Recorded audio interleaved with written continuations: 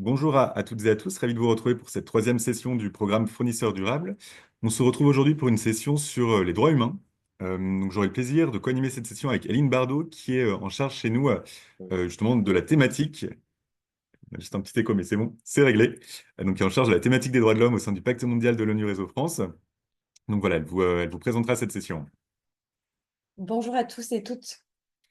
Juste avant de débuter, un petit point sur le calendrier du programme. Donc, nous nous retrouvons aujourd'hui pour cette troisième session. Nous aurons donc une dernière session la semaine prochaine, mais nous aurons l'occasion d'en reparler en fin de session. Et voilà, on va tout de suite pouvoir introduire le sujet avec quelques questions. Donc, je vais laisser la parole à Eline et je vous dis à tout de suite. Du coup, c'est tout. Très bien, j'espère que vous m'entendez bien. Donc effectivement, je m'occupe des sujets droits humains au sein du Pacte mondial, avec une petite particularité, c'est que je ne traite pas forcément des sujets de diversité et inclusion, puisqu'on a une collègue qui est dédiée à la thématique, mais c'est un sujet qu'on intègre aussi dans les sujets droits humains. Alors, quand on parle de droits humains, on aimerait d'abord vous questionner sur ce que vous avez en tête quand on vous parle de ce sujet-là des droits humains. Et donc, la première question qu'on souhaite vous poser, elle va apparaître directement sur la fenêtre Zoom de votre écran. Vous allez pouvoir cocher la bonne réponse. C'est qui donc là, vous êtes une entreprise, on vous demande qui possède des droits humains. Donc, Émile va lancer dans quelques instants le petit sondage et vous allez pouvoir cocher la bonne réponse. Donc, soit seulement les citoyens de certains pays, uniquement les adultes ou encore tous les individus dès leur naissance. Alors, j'en vois des personnes qui répondent dans le chat. Alors, Émile va tout de suite lancer le sondage. Alors finalement, ce sera dans le chat. Donc, je vous invite à mettre dans le chat directement vos réponses. Donc là, je vois beaucoup de personnes qui répondent tous les individus. Et donc oui, ce que nous disait Émile, c'est qu'effectivement, je crois que vous ne voyez pas les réponses des autres. C'est bien ça. Confirmé. Puisque effectivement, hôte et panéliste. Donc, en tout cas, de ce que je vois, ok, bon, très bien, je vois que des bonnes réponses. Tous les individus, dès leur naissance, tous les individus, effectivement. C'est une évidence, mais c'est quand même important de le rappeler que ça concerne bien tous les individus dès leur naissance. C'est bien ça. Deuxième question, ensuite, hop, qui va s'afficher tout de suite à l'écran. Voilà. Laquelle de ces propositions suivantes n'est pas un droit humain fondamental? Est-ce que c'est le droit à l'éducation, le droit de réserve ou le droit de former des syndicats? À votre avis, laquelle de ces propositions n'est pas un droit fondamental?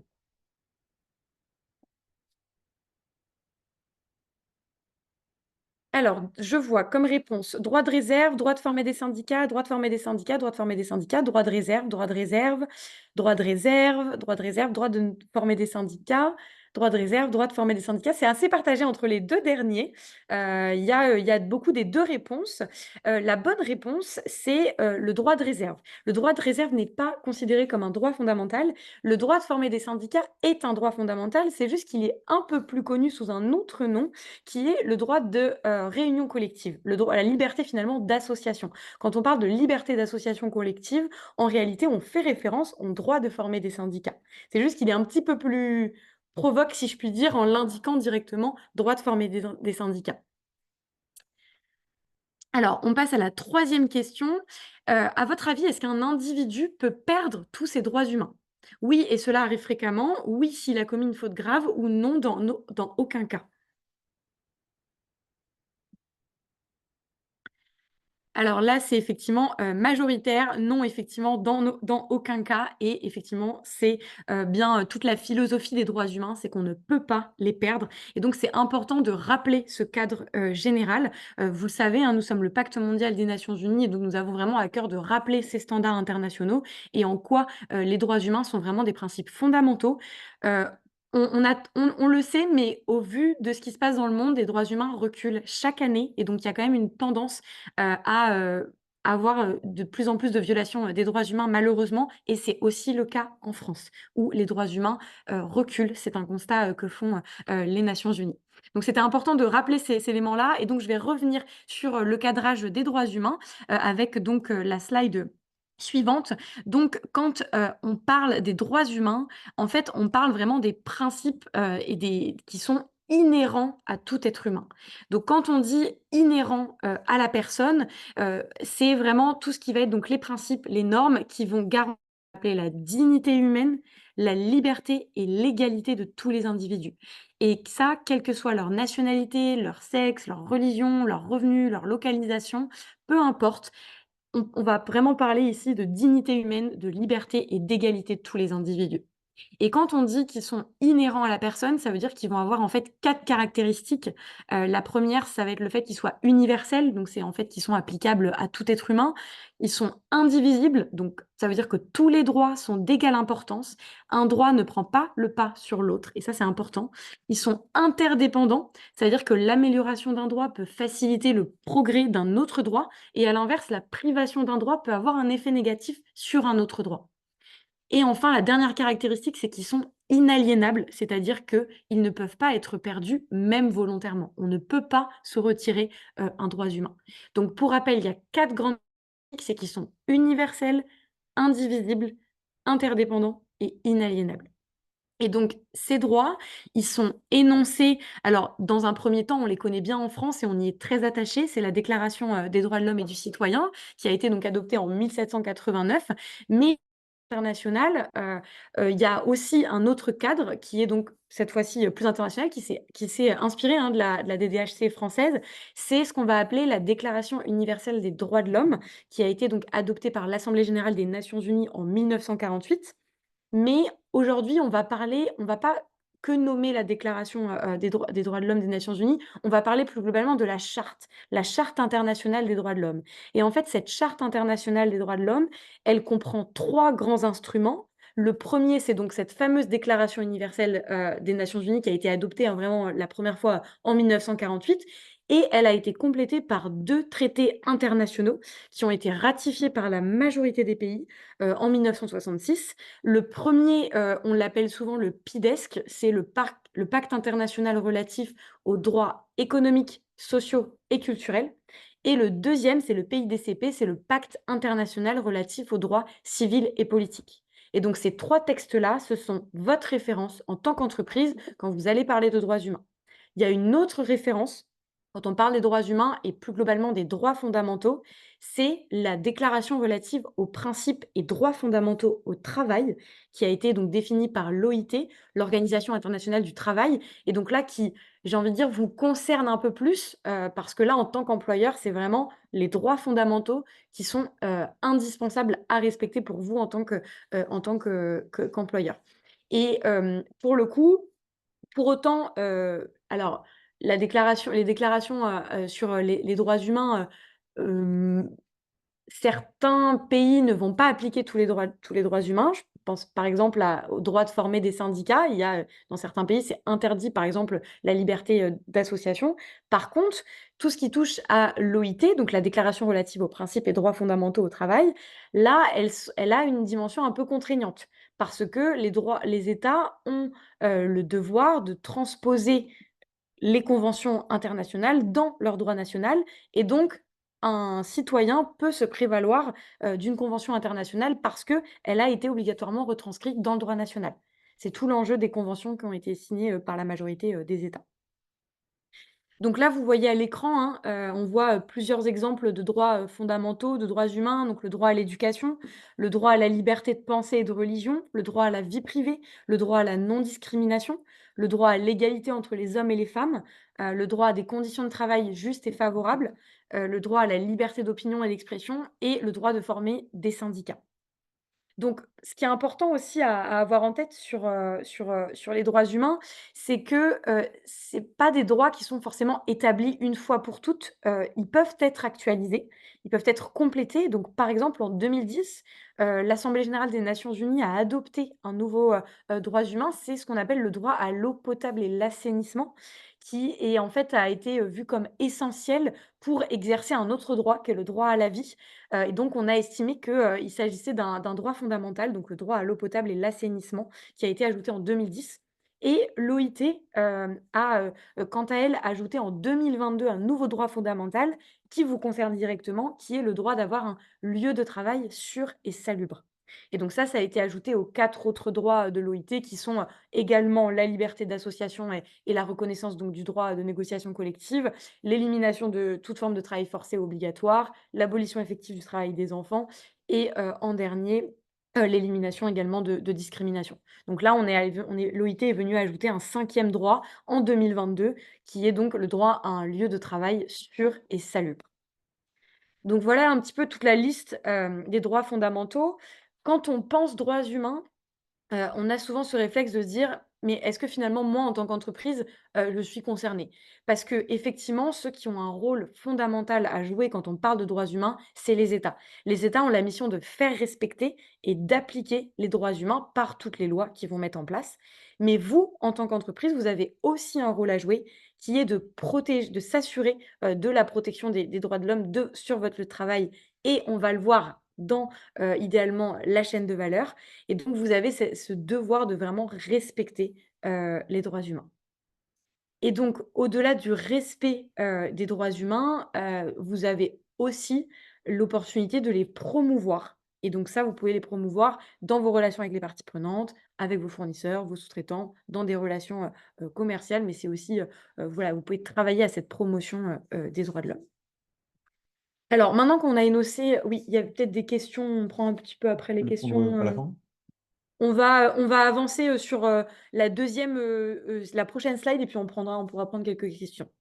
Maintenant qu'on a énoncé le cadre général, donc les États ont cette responsabilité forte, mais les entreprises doivent respecter, on va essayer de comprendre comment vous, en tant qu'entreprise, vous pouvez être dans des violations potentiellement de droits humains. Donc vos activités peuvent entrer en contradiction avec les droits humains et même en France, j'insiste, ce n'est pas qu'à l'international, ça a lieu aussi en France. Donc il y a plusieurs types d'implications, de l'entreprise dans des violations potentielles de droits humains. La première, c'est par exemple le fait de causer directement une violation, des droits humains. Donc là, on prend l'exemple, par exemple, vous êtes sur un lieu de travail et il n'y a pas d'équipement de sécurité approprié. Voilà, certains travailleurs parfois ne veulent pas porter, tel ou tel, équipement de sécurité. Là, ça peut causer un accident, parfois même un accident mortel et donc auquel cas vous entrez directement en contradiction avec le droit à la vie ou alors avec le fameux nouveau, principe fondamental de l'OIT, le droit à avoir un lieu de travail sûr et salubre. Là, ça rentre en contradiction. Ensuite, pour causer aussi des risques de droits humains, parfois, vous pouvez constater dans votre entreprise une tendance sur le long terme à ne pas embaucher ou soutenir le personnel qu'on va qualifier de senior. Et bien là, il y a un risque de discrimination et donc là, vous êtes directement responsable de, cette violation de droits humains. Il y a une autre type de contribution qui peut être, évoquée, c'est justement, la contribution, c'est-à-dire que c'est pas vous qui causez directement, mais vous contribuez à une violation de droits humains.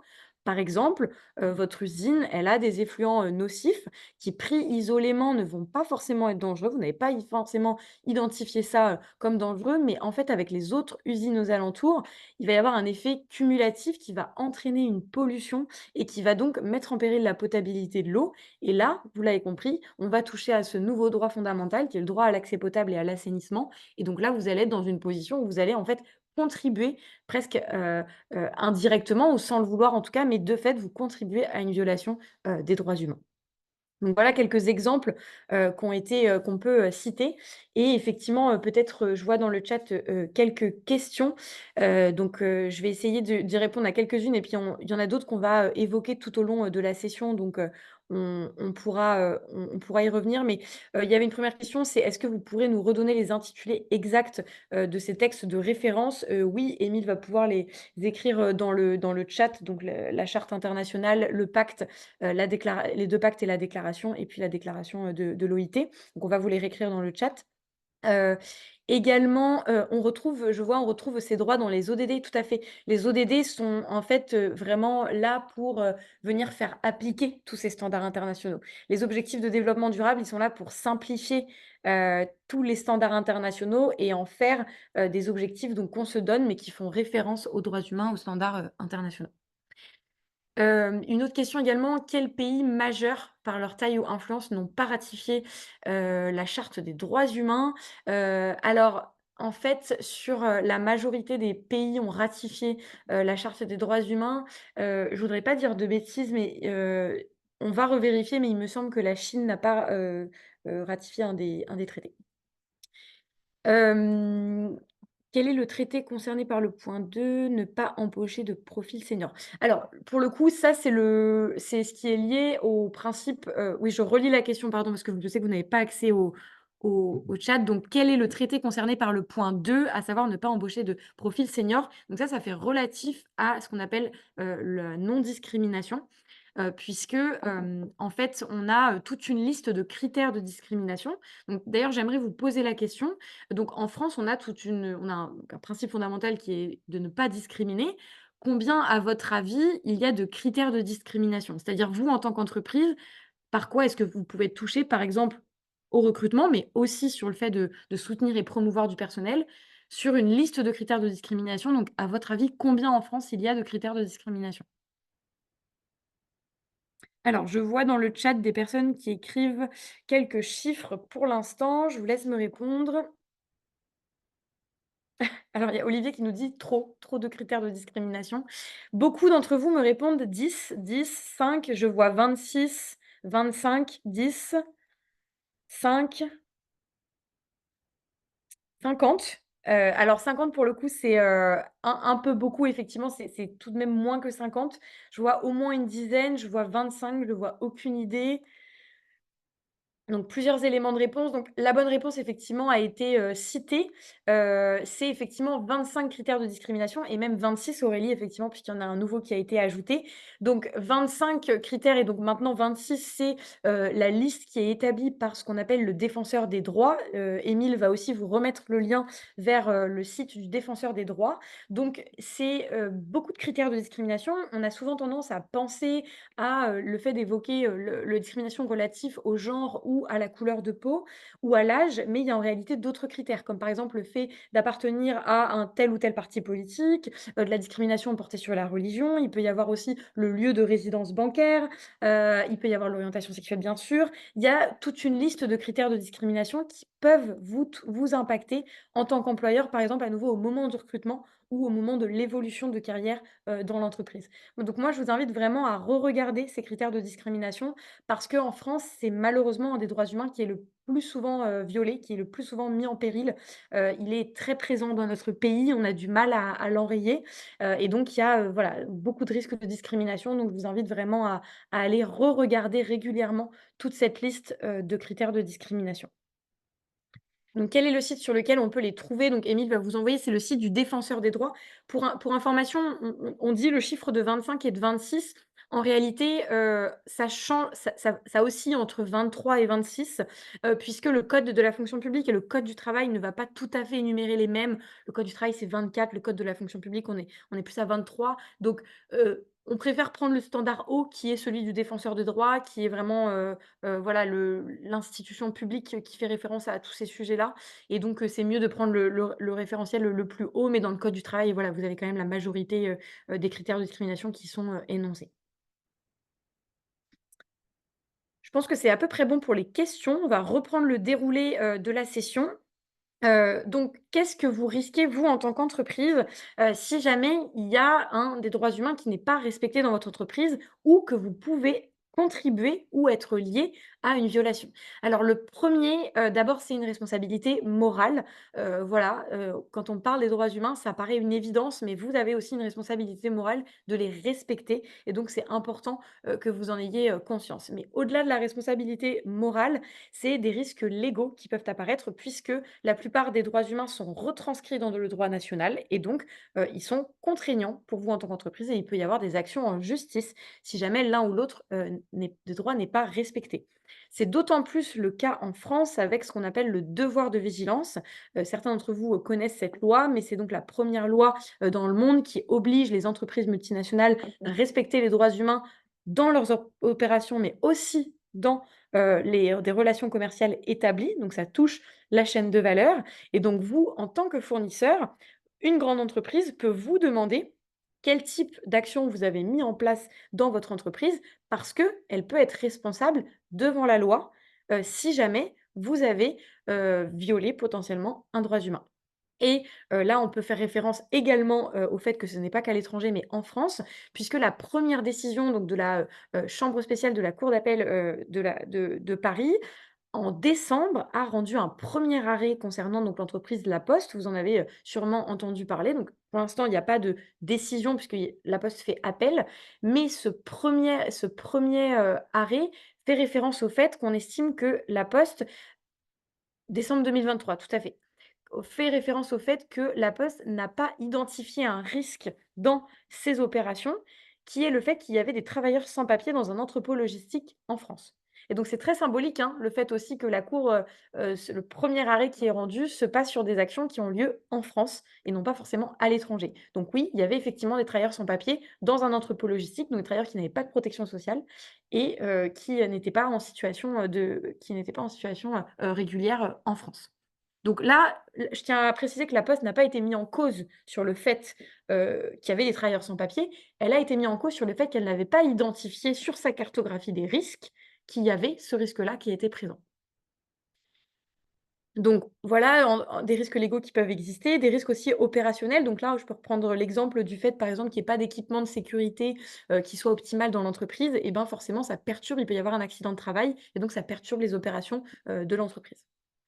Il y a aussi des risques réputationnels, c'est souvent les plus cités. Effectivement, quand, il y a un risque de violation des droits humains, bien sûr, vous pouvez être mis, sur le devant de la scène. Il peut y avoir une couverture médiatique sur, des potentiels risques, des potentielles violations, que vous auriez, produits. Et enfin, des risques financiers, qui peuvent découler, bien sûr, des risques légaux, mais aussi des risques réputationnels, la perte d'un contrat ou bien des investisseurs qui se, désengagent, de vos actions. Et donc, une fois qu'on a identifié tous ces risques, on a, enfin je dis «on», mais les Nations unies ont, proposé un cadre de référence justement pour aider les entreprises à mieux respecter les droits humains et dans ce cadre directeur, donc c'est ce qu'on appelle les principes directeurs relatifs aux entreprises et aux droits de l'homme qui ont été donc énoncés en 2011, on rappelle quelle est la responsabilité des entreprises. Et donc le premier pilier de ces principes directeurs, il est adressé d'abord aux États. On dit: «Il incombe aux États de protéger les droits humains». On ne vous demande pas, vous, en tant qu'entreprise, on ne vous donne pas cette responsabilité de les protéger. Par contre, en tant qu'entreprise, ce qu'on vous demande, c'est donc de les respecter. Et donc de les respecter, ça demande à la fois d'éviter de porter atteinte aux droits humains, mais aussi de remédier à toutes les incidences négatives que vous avez eues sur les droits humains. Si jamais il y a une violation qui se produit, on vous demande d'y remédier et de mettre en place un plan d'action pour éviter que ça se reproduise. Donc, vous le voyez, le petit A et le petit B, c'est vraiment ce qui est écrit dans les principes directeurs. La responsabilité donc de respecter les droits humains exige des entreprises, la première, c'est vraiment qu'elles évitent toute incidence, négative sur les droits humains, que ce soit pour y causer ou si vous contribuez, par vos propres activités et donc idéalement, remédier à ces incidences et la deuxième, le petit b, il est un petit peu plus complexe. C'est dans le cas où vous êtes lié à des violations de droits humains. C'est-à-dire que vous ne les causez pas, vous ne contribuez pas, mais vous y êtes lié. Par exemple, c'est si un de vos fournisseurs, par exemple, interdit la liberté d'association ou bien dans un de vos fournisseurs, il y a, potentiellement du travail forcé. Et donc là, si vous êtes dans cette situation où vous êtes simplement, je dirais, liés, eh ben, ce qu'on va vous demander, c'est de les prévenir et d'essayer d'atténuer ces incidences-là négatives. Et donc ça se fait vraiment dans le cadre de vos relations commerciales, directement avec, l'un de vos fournisseurs. Donc on va voir, justement dans les prochaines slides comment est-ce que vous pouvez, essayer de contribuer à cela. Donc pour, vous acquitter de votre responsabilité, on a, un petit peu simplifié la démarche que vous pouvez, vous avoir en tant que TI ou PME. La première, c'est, d'essayer d'abord de vous pouvez mettre en place des politiques et des procédures et donc une des premières étapes, c'est de mettre en place une procédure, donc vraiment de diffuser publiquement une déclaration qui dit que vous êtes engagé, vous en tant qu'entreprise, à respecter les droits humains. Et une fois que vous avez, élaboré et diffusé cette politique, ça peut même venir après la deuxième étape dont on va parler, c'est vraiment identifier et prévenir les risques des violations de droits humains dans vos propres opérations, ça c'est vraiment la priorité et idéalement chez vos fournisseurs. On va y revenir, hein, sur chacune des étapes et enfin, la dernière, de mettre en place ce qu'on va appeler un mécanisme de recours ou appelé aussi mécanisme d'alerte, pour permettre, ben, à vos parties prenantes et à tout salarié de faire remonter anonymement, des alertes. Donc on va un peu plus précisément sur ces 3 étapes. Plus globalement, toutes ces étapes-là, elles sont, comprises dans, ce qu'on appelle, le processus de diligence raisonnable en matière de droits humains. Donc ce processus de diligence raisonnable, donc il est poussé, hein, vraiment par les principes directeurs des Nations unies, mais aussi l'OCDE. Donc ça, c'est vraiment ce que les entreprises, les grandes entreprises mettent en place, depuis un moment maintenant, dans leurs opérations et essayent de savoir, ce qui se passe dans les chaînes de valeur. Mais vous aussi, en tant qu'entreprise, vous pouvez commencer à regarder ce qu'est une diligence, raisonnable en matière de droits humains. Donc il y a, on va dire 4, voire 5 grandes étapes, parce qu'une est vraiment continue tout au long du processus. La première, c'est vraiment d'évaluer les risques. À quels risques on peut être lié, sur lesquels devons-nous, nous concentrer. La deuxième, c'est ce qu'on appelle les intégrer et agir. Donc c'est vraiment mettre en place des mesures, pour éviter de faire face à ces risques. Ensuite, c'est accompagner, c'est-à-dire suivre dans la durée. C'est vraiment savoir si est-ce que nos actions fonctionnent? Est-ce que nos mesures de prévention fonctionnent? Et enfin, la dernière, communiquer. Qu'est-ce qu'on dit, de manière publique sur, ce qu'on a mis en place et ce qu'on a, les progrès qu'on a pu faire en termes de risque de violation. Et donc tout au long du processus, l'idée, c'est d'engager à chaque fois les parties prenantes. Donc sur ça, on va pas trop, rentrer dans le détail aujourd'hui, tout simplement parce qu'on a un accélérateur, en interne qui est dédié à ce qu'on appelle la diligence raisonnable en matière de droits humains. On va se focaliser sur ce que vous pouvez mettre en place en tant que PME et en tant que TI, à savoir, dans un premier temps, donc la politique d'engagement, comment s'engager. Et donc cette déclaration, elle peut être assez courte, hein. L'idée, c'est pas forcément d'avoir une politique qui est très longue, mais c'est simplement de rappeler publiquement, vos responsabilités, vos engagements, mais surtout et aussi vos attentes. Donc une des premières recommandations qu'on peut vous faire, c'est vraiment que cette politique, bien sûr, elle soit approuvée au plus haut niveau de l'entreprise. Elle doit vraiment venir de la direction. Ce qui est important aussi, c'est qu'elle énonce clairement ce qu'on attend du personnel, mais aussi et surtout de vos partenaires commerciaux et de toutes les parties qui sont liées à vos activités dans le domaine des droits humains. Donc pas que vous dans l'entreprise, mais aussi qu'attendez-vous de vos fournisseurs? Qu'attendez-vous de vos sous-traitants? Une des conditions aussi de cette, déclaration d'engagement, c'est qu'elle soit publique. Donc, voilà, vous pouvez la communiquer de façon interne et externe, mais que vraiment vos partenaires commerciaux aient connaissance de cette déclaration. Et enfin, une fois qu'on a pris cette déclaration, c'est comment, bien sûr, elle est reprise dans toutes les politiques et toutes les procédures opérationnelles de l'entreprise. L'objectif, bien sûr, c'est qu'elle découle, dans toutes, vos opérations. Une fois cette déclaration, d'engagement faite ou même à nouveau, elle peut être faite même après, hein, c'est, la plus grosse partie, en fait, qui va vous concerner, c'est vraiment identifier les risques. Comment est-ce que j'identifie, les risques dans mon entreprise et que j'essaye d'aller voir chez mes fournisseurs et mes sous-traitants s'il y a, des risques? Donc tout le travail d'identification des risques, c'est vraiment ce qui va être le plus long, pour, voilà, vraiment, vous rassurer aussi, ce qui va être intéressant pour vous en tant que PME et ETI, c'est déjà de regarder dans vos propres opérations et après si vous voulez commencer, à regarder, ce processus dans votre chaîne de valeur, c'est de vous focaliser principalement sur les plus gros fournisseurs ou vos plus gros sous-traitants. Allez vraiment voir, ces plus grosses opérations pour essayer de regarder quels peuvent être vraiment les risques les plus graves, en termes d'incidence, sur, les droits humains. Et donc, à nouveau, vous pouvez vous référer, donc on l'a mis, à la Charte internationale des droits de l'homme et donc la déclaration relative aux principes et droits fondamentaux de l'Organisation internationale du travail. Ce qui est important juste quand même à rappeler en tête quand on parle d'identification des risques de droits humains, c'est qu'il y a pas de compensation. Il peut pas y avoir de compensation. Quand il y a un risque de violation de droits humains, on ne peut pas y remédier en le compensant, de telle ou telle manière. Une fois qu'il a lieu, il a lieu. Et donc, aussi, ce qui est important aussi d'avoir comme approche quand on parle de risque de droits humains, c'est qu'on ne vise pas juste les risques pour l'entreprise. On va avoir une approche où on va aller vraiment identifier les risques sur les personnes. Donc dès que vous allez commencer à essayer d'identifier ces risques-là, vous allez vous questionner: quels sont les risques vraiment pour les personnes et pas juste pour l'entreprise?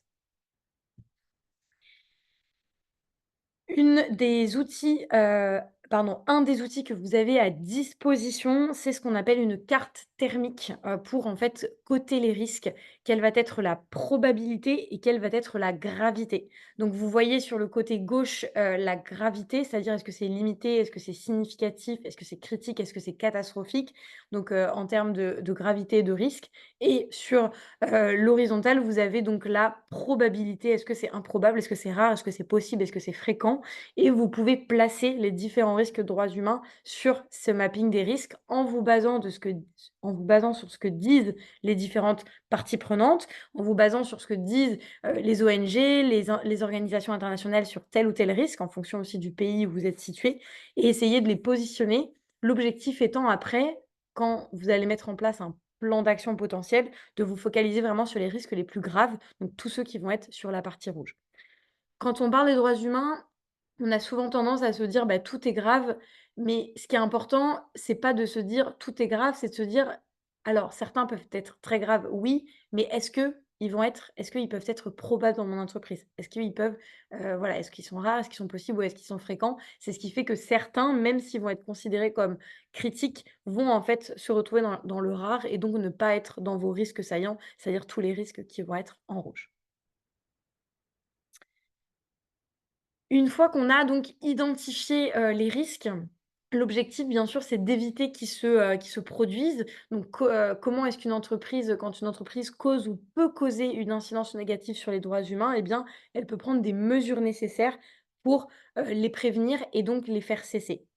Alors, on va, ici évoquer 3 situations, 3 cas qui peuvent vous concerner.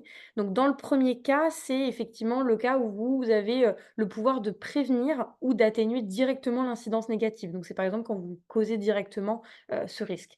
Dans ce cas-là, on vous demande vraiment d'exercer votre pouvoir pour prévenir et atténuer les incidences négatives. Donc, par exemple, en mettant en place des formations, en faisant des audits, en mettant en place certains processus, en demandant à mettre des clauses dans les contrats. Mais là, si vous avez vraiment le pouvoir de prévenir le risque, on vous demande de mettre en place des mesures pour justement l'atténuer. La deuxième situation, qui est un peu plus courante justement, c'est quand vous n'avez pas directement le pouvoir, de prévenir ou d'atténuer le risque. Dans ce cas-là, il existe d'autres moyens pour arriver à cet objectif. C'est d'utiliser ce qu'on va appeler votre influence. Donc ce qu'on appelle l'influence dans les standards internationaux, c'est ce qu'on appelle en anglais en réalité «leverage» et c'est vrai que le terme d'influence n'est pas la traduction tout à fait exacte, c'est la traduction qu'on a choisie en France, mais le terme de «leverage» en anglais est un peu plus parlant. Parce qu'en fait, c'est dans cette idée de leverage, c'est vraiment de faire monter en compétence, que ce soit votre fournisseur ou votre sous-traitant, sur, différentes, thématiques. Donc là, l'objectif, c'est vraiment d'accompagner, de collaborer avec ses pairs, par exemple avec aussi, des d'autres entreprises concurrentes ou votre fédération professionnelle, sur comment avancer sur des thématiques, droits humains pour essayer d'atténuer toutes ces incidences, négatives. Et enfin, la troisième situation, c'est quand vous n'avez pas le pouvoir de prévenir ou d'atténuer les incidences négatives. Donc dans ce cas-là, c'est très compliqué d'arriver à votre objectif et donc là, malheureusement, là, ce qu'on recommande, ça va être plutôt, bah, d'envisager de mettre fin à la relation commerciale, en prenant en compte, voilà, toutes les conséquences évidemment d'une telle décision. Alors on a conscience, que parfois c'est pas évident d'interrompre une relation, commerciale. Il faut vraiment se poser la question de: «Est-ce que votre relation avec ce partenaire est cruciale pour l'entreprise?» Et est-ce que sa suppression, potentiellement, ne va pas poser aussi d'autres, nouveaux problèmes? Mais pour, une relation, elle peut être cruciale, par exemple, si vous vous fournissez sur un produit ou un service qui est essentiel à l'activité de l'entreprise et si jamais il y a pas d'alternative, c'est-à-dire il n'existe pas d'autres sources, pour se fournir. Et donc là, si jamais vous n'avez pas possibilité de vous fournir chez un autre fournisseur, auquel cas vous pouvez garder, hein, cette relation, commerciale, mais par contre, vous devez avoir conscience du risque qui existe en termes de droits humains et il faut avoir conscience des risques auxquels vous vous exposez, notamment en termes de risques, réputationnels.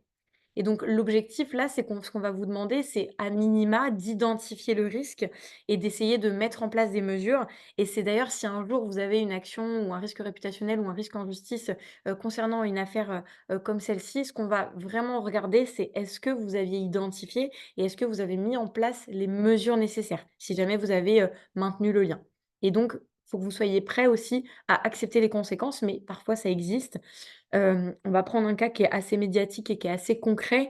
C'est, la production, par exemple, de panneaux photovoltaïques qui est, souvent, produit dans la région de Xinjiang, donc où il y a, on sait, du travail, forcé qui est lié aux Ouïghours.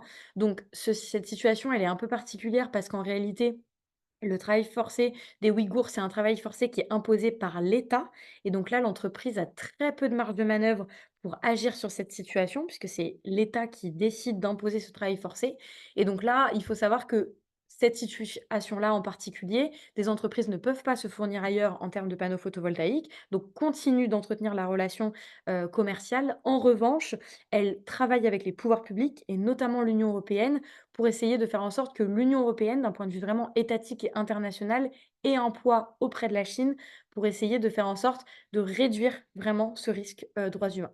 Et d'autres entreprises se sont désengagées, de la zone, je pense que vous le savez. Mais voilà, parfois, c'est pas possible et on en a conscience. C'est des cas qui sont connus, mais dans ce cas-là, il ne faut pas hésiter à travailler avec les pouvoirs publics pour qu'eux puissent avoir, un impact plus fort. Enfin, la dernière étape que vous pouvez mettre en place en tant que TI et PME, c'est un mécanisme d'alerte, un mécanisme de recours qui peut être combiné, par exemple, avec, aussi, les dispositifs de lutte contre la corruption et donc ces mécanismes d'alerte, ils sont vraiment, essentiels à mettre en place. Pourquoi? Parce qu'ils vont jouer 2 rôles dans votre entreprise. Le premier rôle, c'est qu'ils vont vous aider à identifier les risques. En fait, parfois, on pense avoir connaissance des risques, mais c'est grâce aux alertes qui vont remonter qu'on va pouvoir mieux les comprendre. Et mieux on comprend le risque, mieux on peut, tout simplement mettre en place des plans d'action et des mesures pour les limiter. Et donc là, voilà, ça va avoir ce rôle et ça, c'est vraiment valable dans toute taille d'entreprise. Que ce soit des grands groupes ou des petites structures, le mécanisme d'alerte va avoir cette plus-value de mieux vous faire comprendre et mieux identifier les risques. Et enfin, le deuxième rôle des mécanismes d'alerte, c'est ce qu'on appelle la remédiation. C'est-à-dire que, bah, bien sûr, quand vous avez une alerte, tout de suite, vous pouvez y remédier rapidement et directement, pour essayer de limiter les incidences négatives. Donc voilà, en résumé, hein, ce que vous pouvez, le résumé s'affiche à l'écran, ce que vous pouvez mettre en place, comme démarche pour respecter les droits humains. Alors, c'est vrai que ça peut paraître un petit peu, voilà, ambitieux, mais il faut y aller vraiment étape par étape parce que ce sujet, il est vraiment crucial, que ce soit pour vous en tant qu'entreprise, mais aussi, dans la société et donc, l'objectif, c'est que, vous puissiez donc mettre en place, différents, t mesures et ce qu'on aimerait vous poser comme question, c'est justement est-ce que vous avez déjà, vous, en tant qu'entreprise, mis en place certaines mesures? Donc Émile va vous, lancer un petit sondage, directement sur, votre Zoom. Donc voilà, le sondage s'affiche sur votre écran. Est-ce que vous avez déjà mis en place à la fois des choses pour vos opérations en tant qu'entreprise, mais aussi pour potentiellement, vos fournisseurs et sous-traitants? Je vous laisse répondre, vous avez la possibilité de répondre à plusieurs, engagements. Donc vous pouvez cocher plusieurs cases.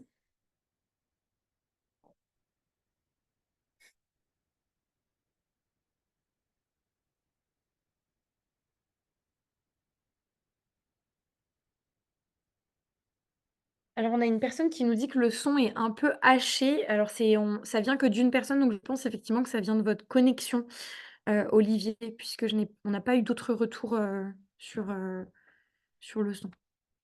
Alors, vous êtes plusieurs à avoir, commencé à avoir répondu.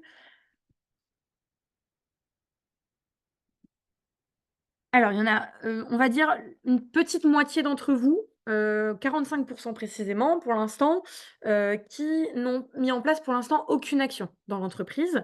Par contre, il y en a quand même beaucoup d'entre vous qui ont, mis en place, qui ont fait diffuser, qui ont élaboré et diffusé une déclaration, d'engagement. Vous êtes à peu près 38 à avoir, fait une déclaration, d'engagement. Et vous êtes 21 à avoir commencé à identifier les risques, de violation de droits humains dans vos opérations et un petit peu moins par contre dans, les chaînes, dans les chaînes de valeur. Il y a aussi, beaucoup d'entre vous, certains d'entre vous, donc 23 qui ont mis en place des mesures pour prévenir ces risques et le même nombre d'entreprises qui ont mis en place un mécanisme de recours, donc un mécanisme d'alerte. Toutefois, vous êtes encore une minorité à avoir mis en place ce mécanisme d'alerte. Voilà, seulement une dizaine d'entreprises. Donc nous, c'est vraiment une des actions concrètes qu'on peut vous inviter à mettre en place, qui peut être fait de manière assez, rapide, hein. Ça peut être une adresse mail tout simplement où, les salariés peuvent contacter de manière anonyme, hein, soit via un questionnaire, soit via une adresse mail et qui peuvent faire remonter, différentes alertes. Et ce qui est important à avoir en tête, c'est que les risques droits humains, si on les cherche pas, on les trouve pas. Mais par contre, il y a toujours des risques. Si vous commencez à aller chercher, des risques potentiels qui peuvent exister, vous allez forcément en trouver.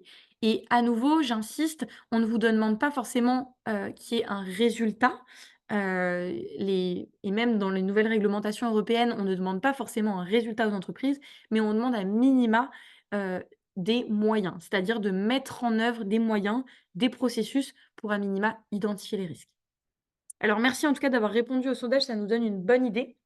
Heu, avant de finir et de passer un petit peu au cas pratique, on voulait, vous donner quelques conseils justement sur comment, se lancer un petit peu dans une démarche, liée aux droits humains.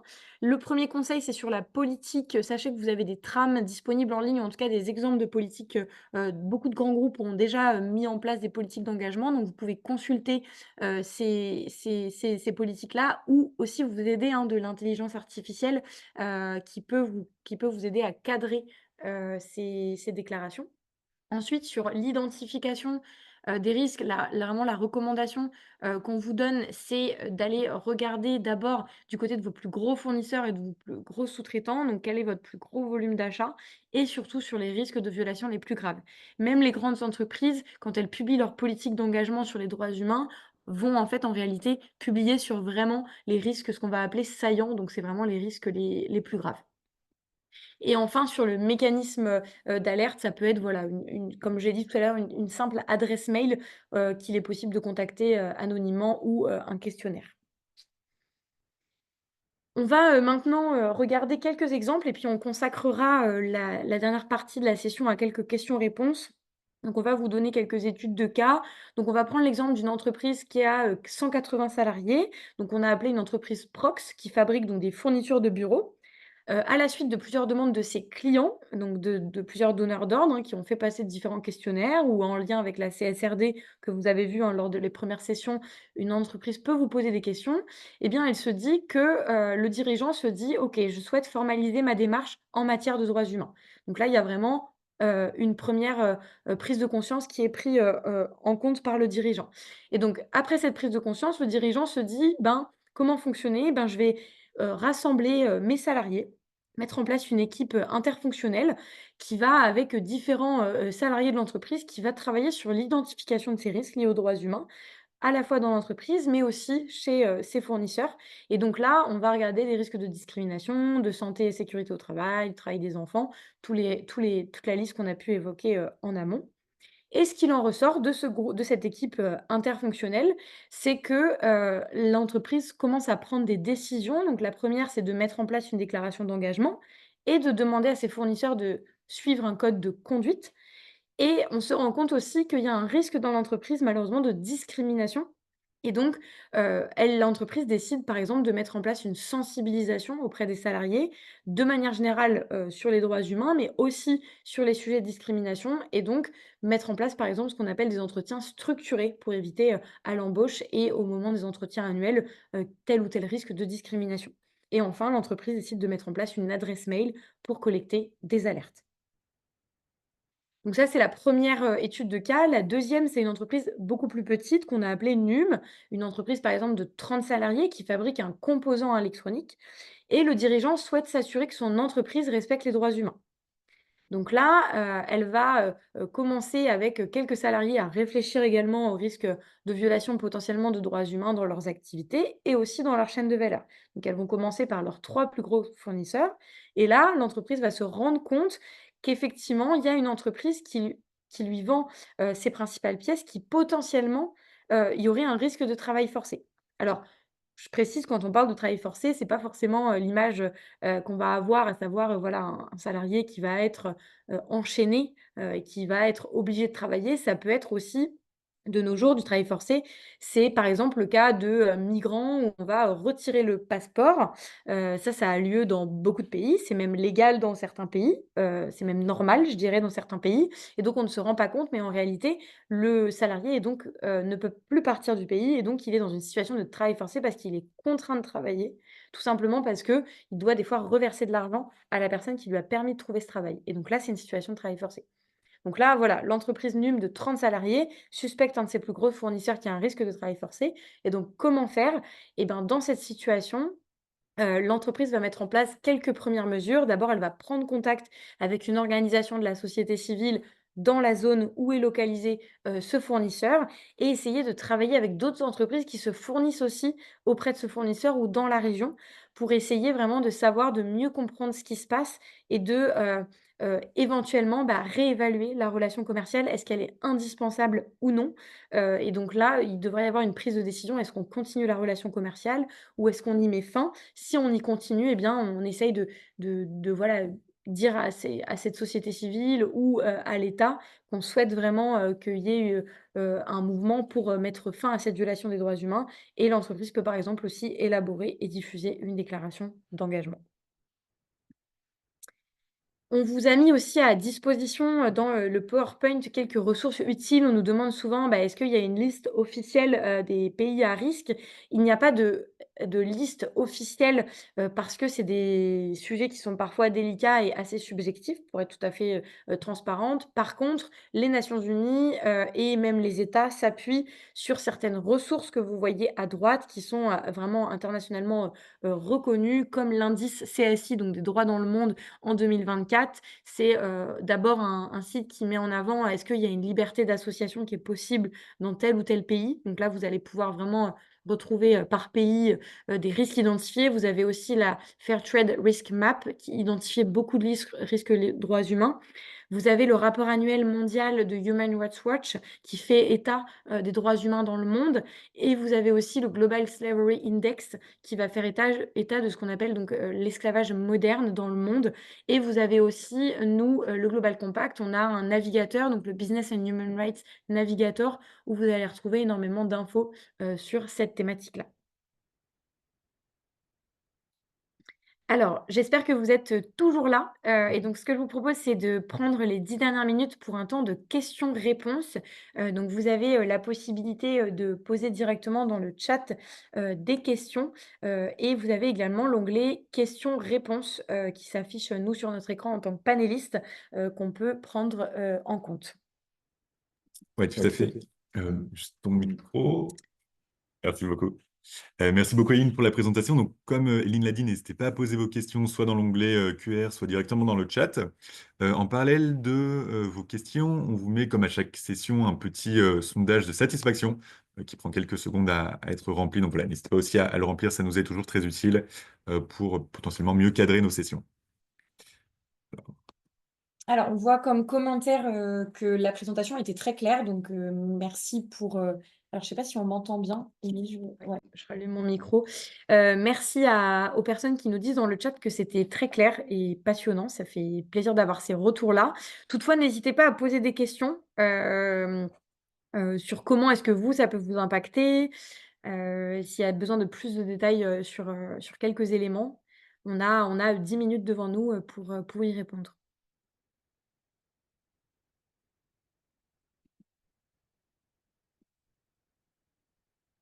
Peut-être un des éléments, qui est à prendre en compte et vous l'avez vu lors des premières sessions, mais je vois une personne qui nous dit qu'elle a loupé les premières sessions, c'est que vous allez être de plus en plus, questionnés par les donneurs d'ordre sur ces sujets-là. Pourquoi? Parce que vos donneurs d'ordre sont soumis à des nouvelles réglementations. On parle beaucoup de la CSRD, mais il y a une autre réglementation qui est en train d'arriver, qui a été adoptée donc, par l'Union européenne, cette année. C'est ce qu'on appelle la CS3D. C'est, une directive sur le devoir de vigilance, des entreprises. Donc c'est une loi qui existe déjà en France depuis 2017, qui a été la première dans le monde à être adoptée et qui a inspiré cette directive européenne, donc la directive directive sur la due diligence et donc cette directive-là, elle va concerner toutes les entreprises de plus de 1000 salariés, alors que jusqu'à présent, ça concerne les entreprises de plus de 5000. Donc déjà, on va avoir de plus en plus d'entreprises qui vont être concernées par, cette directive, mais surtout, les donneurs d'ordre vont vous poser des questions en tant que fournisseur, vont vous demander: «Est-ce que vous, en tant qu'entreprise, vous avez une déclaration sur les droits humains et est-ce que vous avez identifié vos risques en termes de droits humains?» Et donc petit à petit, on va vous diffuser des questionnaires, on va vous poser des questions parce qu'elles, en tant que donneurs d'ordre, elles vont avoir cette responsabilité de s'assurer que dans leur chaîne de valeur, les droits humains sont respectés. Donc il faut vraiment s'attendre dans les prochaines années à avoir de plus en plus de questions, de plus en plus de challenges sur ces sujets-là. Et donc c'est pour ça, hein, qu'on vous fait cette sensibilisation qui est juste une première étape parce qu'il y a tous les processus de diligence raisonnable, on peut creuser sur comment cartographier des risques, comment estimer un risque. Il y a plein de questions, là, c'est vraiment une première sensibilisation. Alors, je vois quelques questions déjà qui arrivent dans le chat. Donc, en tant qu'entreprise de 16 personnes en ma qualité de dirigeante, de quel appui extérieur puis-je bénéficier afin d'identifier les risques de violation des droits humains en interne et chez mes fournisseurs? Alors, en tant qu'entreprise, effectivement, de 16 personnes, vous pouvez vous appuyer, sur vos fédérations professionnelles, qui vont avoir parfois des référentiels déjà tout prêts ou, qui vont avoir des groupes de travail qui vont pouvoir, travailler, sur ces thématiques-là. Donc ça, c'est un vrai appui et vous pouvez aussi travailler avec vos pairs, voilà, d'autres entreprises qui sont de votre secteur, de votre taille, pour mettre en commun quels sont les risques, identifiés, de votre secteur. La branche sectorielle, me paraît être vraiment une bonne solution. Je vois Olivier qui nous dit: «On a déjà du mal à s'adapter aux normes en vigueur et on change déjà». Alors, pas d'inquiétude, on ne change pas forcément de normes. On va dire qu'on vient plutôt compléter les normes existantes et les renforcer, en tout cas en matière de droits humains. C'est la vocation effectivement des nouvelles directives, européennes. C'est vraiment de les renforcer, de demander aux entreprises de mettre en place de plus en plus d'actions pour être sûr de se conformer. On a une autre question, Ecovadis et Cedex sont donc une bonne base pour notre démarche? Tout à fait. Ecovadis et Cedex sont des très bonnes bases pour, initier votre démarche. Vraiment, tous ces questionnaires-là vous permettent de mieux comprendre ce qu'on vous demande, donc vous pouvez vous baser, sur ces questionnaires-là. Comment bien dimensionner sa politique RSE pour une PME de 8 personnes qui n'est pas challengée à ce jour par ses clients? Et ben ça, je vais laisser Émile répondre à cette, question. Merci Aline. Bah, comme justement les conseils qu'on a souhaité vous partager aujourd'hui, ce qui peut être un bon début, c'est justement de réfléchir avec vos salariés. Comme vous êtes en plus une petite structure, vous pouvez faire peut-être une réunion collective pour réfléchir aux facteurs de risque dans vos opérations, dans votre chaîne de valeur, en prenant bien conscience, évidemment, que c'est un exercice qui a ses limites. Priorisez d'abord les fournisseurs, typiquement si on parle d'achats, les plus importants qui représentent votre plus gros volume d'achat. Prioriser aussi les facteurs de risque les plus graves. Les ressources qu'on vous a fournies peuvent être très utiles. Si vous avez des pays d'approvisionnement en Asie ou sur d'autres continents à risque, n'hésitez pas voilà, à utiliser ces ressources pour identifier les risques en matière de violation des droits de l'homme. Et dans les premières actions qui peuvent être justement pertinentes, ça peut être une première déclaration d'engagement qui, comme le disait Eline, peut être assez courte, mais qui a toujours le mérite d'exister. Et ça peut être voilà, des premières actions en lien, et je pense que c'est un très bon conseil qui était donné avec sa fédération professionnelle.